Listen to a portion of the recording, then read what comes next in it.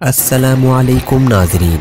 इमारत-ए-इस्लामिया अफ़गानिस्तान के तर्जुमान और तालिबान हुकूमत के स्पोक पर्सन ज़बीहुल्लाह मुजाहिद ने सैलाब में फंसे अफराद को हेलीकॉप्टर के ज़रिए रेस्क्यू करने की वीडियो शेयर की है, जो कि सोशल मीडिया पर वायरल हो चुकी है। ज़बीहुल्लाह मुजाहिद ने वीडियो शेयर करते हुए लिखा है कि इमारत-ए-इस्लामिया की सिक्योरिटी फोर्सेस सैलाब में फंसे अफराद को बचाने और उन्हें निकालने के लिए हेलीकॉप्टर इस्तेमाल कर रही है।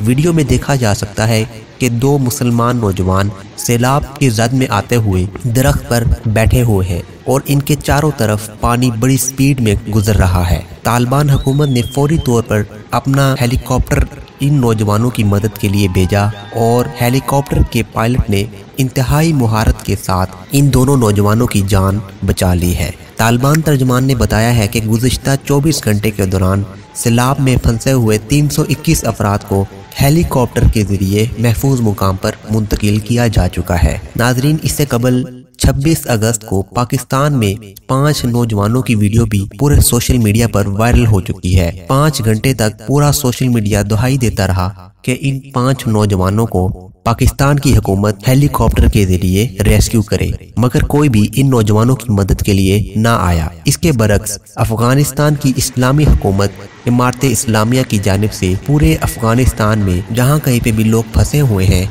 अफगानिस्तान की पूरी हुकूमत और मशीनरी इन लोगों की मदद के लिए हेलीकॉप्टर का इस्तेमाल कर रही है।